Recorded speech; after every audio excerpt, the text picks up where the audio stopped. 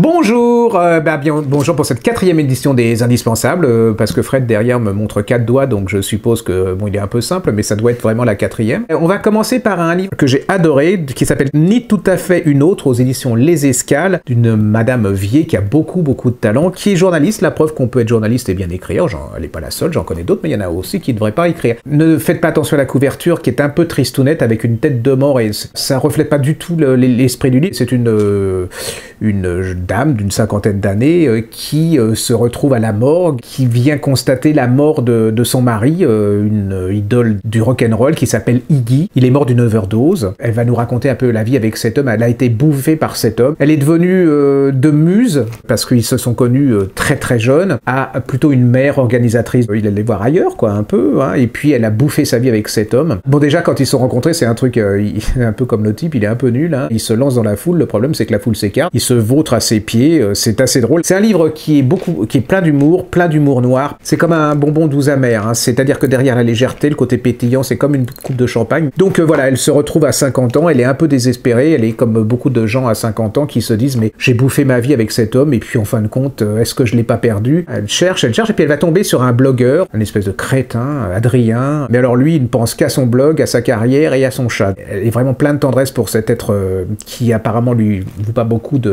d'importance. Cette histoire, c'est comment une femme d'une 50aine d'années, comment la vie elle ne s'arrête pas là, comment on peut être amoureux, comment le sexe peut être aussi important. Alors je vous donne une piste quand même de l'importance du jambon ibérique dans le bonheur. C'est un livre gourmand, c'est un livre sensuel, c'est un livre qui pose un vrai problème, hein, c'est-à-dire est-ce que la vie s'arrête à 50 ans, et là elle semble vous prouver pas du tout. Et c'est vraiment très drôle, très à la fois triste, très sentimental, très voilà, il y a tout. C'est une petite merveille, vous lisez ça, alors oubliez la couverture, vous ressortez de là-dedans plutôt de bonne humeur, plutôt dynamique, donc je peux que vous conseiller de lire ce bouquin qui s'appelle Ni tout à fait une autre, aux éditions Les Escales.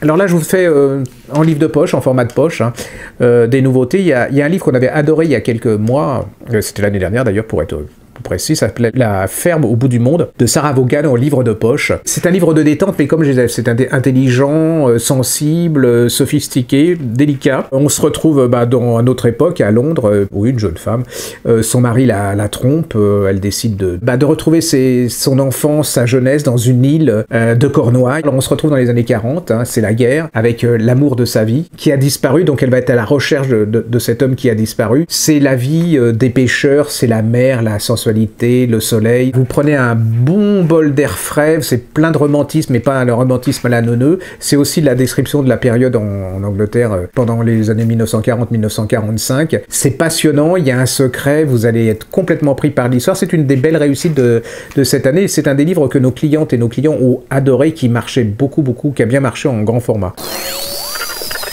Autre nouveauté en livre de poche, en format de poche, c'est Mélanie Benjamin, ça s'appelle Les signes de la 5e avenue. C'est un livre que j'avais adoré, que Valérie Expert avait découvert, j'avoue que je le connaissais pas.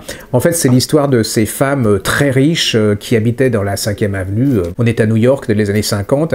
C'est des femmes qui s'ennuient un peu et qui font malgré tout le beau temps, c'est ça, au niveau du milieu littéraire, parce que c'est elles qui réunissent le plus de gens, qui ont de l'argent, qui font des réceptions. Vous allez voir comment l'auteur de Petit déjeuner chez Tiffany va se vautrer, parce qu'il va être lancé par ces femmes qui vont l'adorer. Mais comme c'était une méchante langue, il a cru, pour faire un bon mot, dire des choses absolument désagréables sur ces femmes, et vous allez voir comment elles vont le détruire, et comment cet homme ne réécrira plus rien, et que sa célébrité va s'estomper, et qu'il va d'ailleurs en mourir. C'est une très bonne description de la vie intellectuelle à New York dans les années 50, 60. C'est passionnant, c'est élégant, c'est méchant, c'est cruel, c'est sophistiqué, c'est faux cul. C'est un magnifique livre, ça s'appelle Les signes de la 5e avenue de Mélanie Benjamin, dans format de poche, mais ce n'est pas un roman, ça se lit comme un roman, mais vous allez apprendre vraiment beaucoup de choses. Et puis on va finir avec un de nos chouchous, ça s'appelle Micyclone de Laurence Perrin, aux éditions Pocket. On avait adoré ces romans précédents. Et là, vous allez vous retrouver à New York, mais à New York, version populaire. Je crois que c'est Long Island. Vous savez, le long de cette jetée où il y a toute la fête foraine à New York. Et vous avez deux familles, et dont une famille pauvre et une famille riche, et la rencontre d'amis. Est-ce qu'on peut être amis? Est-ce qu'on peut réussir dans la vie en étant de milieux différents, sociaux différents? Vous allez assister à la mort de John Lennon. Vous allez assister à cette page trash des États-Unis des années 60-70. C'est vraiment un excellentissime livre de détente. C'est subtil, les personnages sont bien campés. Vous faites un film, carrément même une série télé, parce qu'il y a plein d'histoires. La fin, vous allez voir si vous allez être un peu surpris par la fin. Ça s'appelle Miss Cyclone de Laurence Perrin chez Pocket. C'était une des belles réussites de l'année dernière. Et bien voilà, c'est terminé pour ces indispensables numéro 4. Retrouvez-nous entre autres sur lagriffenoire.com, là où vous pourrez commander les livres dont je vous ai parlé. Si vous pouviez éviter de les acheter dans une... voyez, on appuie et on clique, voilà, ou alors vous allez chez votre